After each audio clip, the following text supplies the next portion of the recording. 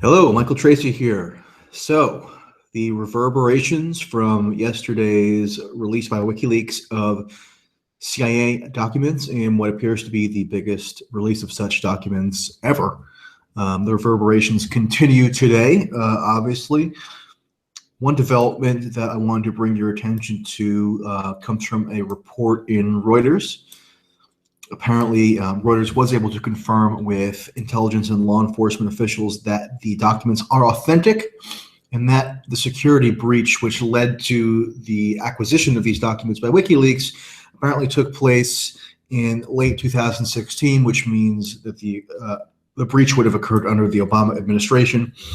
So just for the purposes of chronology, I think that's useful information to be aware of. And also very notable is that U.S. allies abroad are being asked about this series of revelations because they could have implications for foreign citizens, obviously. Countries like Germany just emerged recently from a series of controversies that stemmed from the Snowden revelations in 2013. Remember, we learned from those revelations that the United States had spied on the personal phone of Angela Merkel. Obviously that caused huge outrage there and diplomatic snafu. And now, just after those tensions seem to have been tamped down, we have the possibility that German citizens could have been spied on by the CIA. So the NSA was responsible for the bugging of Merkel's phone, but now there's potential that the devices of various German nationals could have been bugged by another spy agency, the CIA.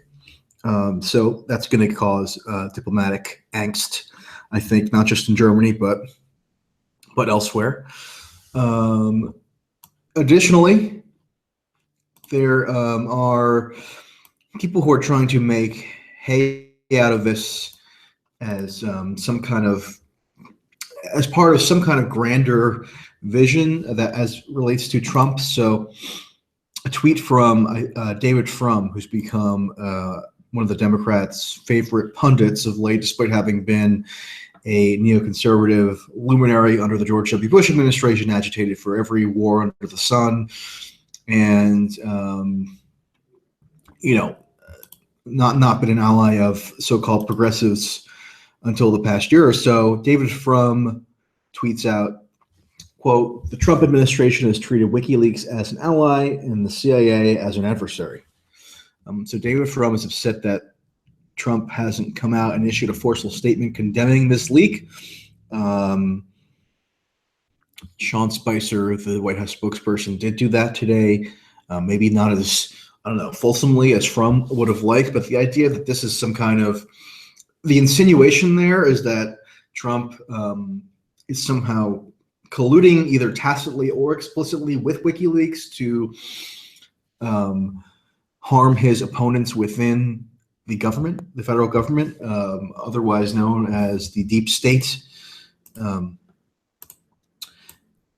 So you see that theory being propagated far and wide as to the timing of this release and so forth.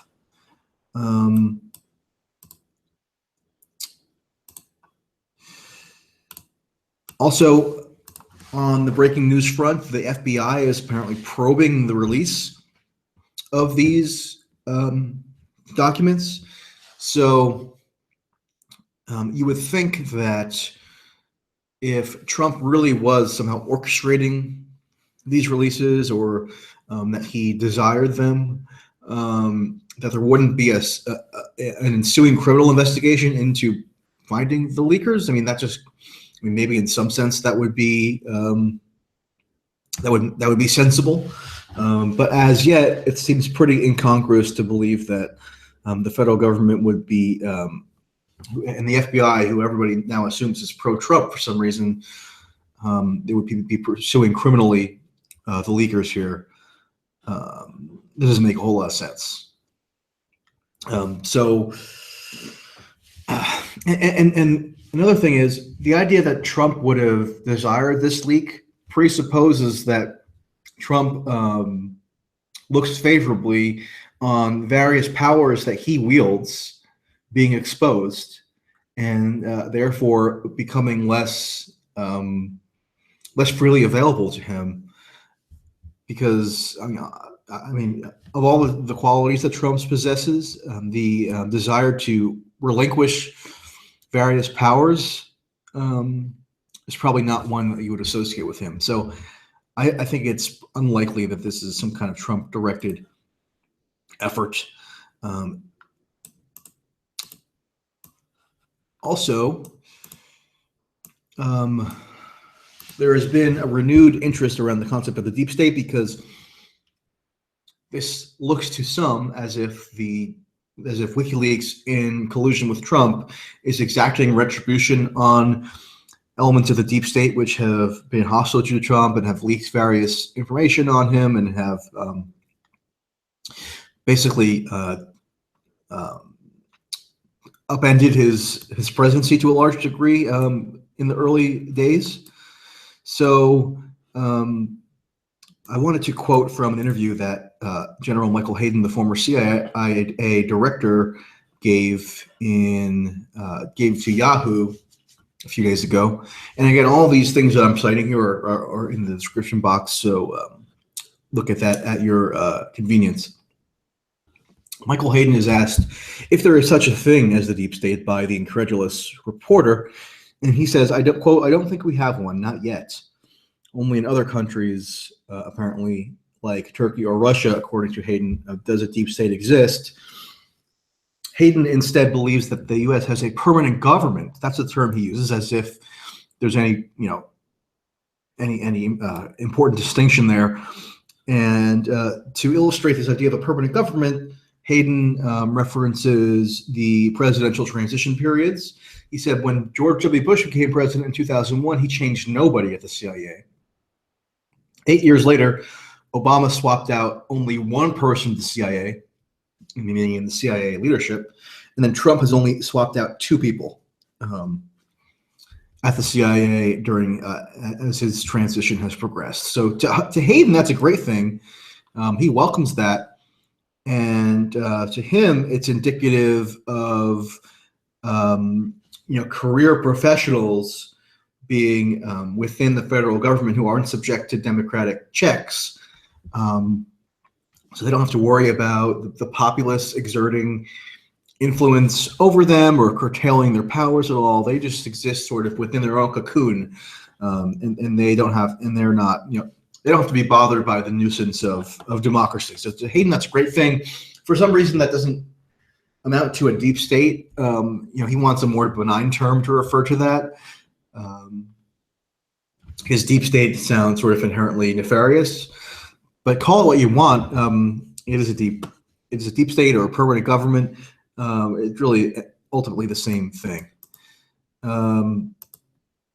So that's what's going on now. And then, because the deep state seems to be in opposition to Trump, because the CIA's powers have been exposed through this latest round of leaks, and WikiLeaks is perceived to be an ally of Trump by some.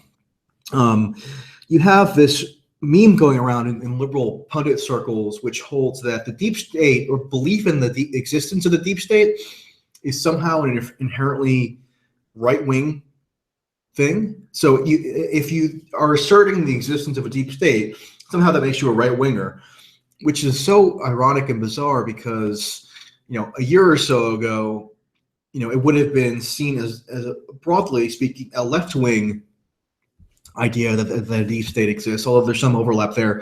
But the idea that it's intrinsically right-wing to posit the existence of a deep state and to be worried about the influence that it wields over the workings of the federal government, I mean, that's not a right-wing belief intrinsically. You have some right-wingers who are libertarians and are always suspicious of state power who would affirm that, but prior to the Trump era, that would have been conceived of as largely a concept that originated within elements of the left. So just because Steve Bannon or Trump himself or other actors within the Trump administration are now talking about the deep state and using that term, which they reportedly are, and I included a link to the a Washington Post reporter's tweet, which gives credence to the idea that the Bannon and others are talking about this concept. And that doesn't negate the validity of the deep state as a concept. So that's all I want to discuss as yet. Let me know what you think of this issue thus far. And again, all the links are in the description box. So I will talk to you later.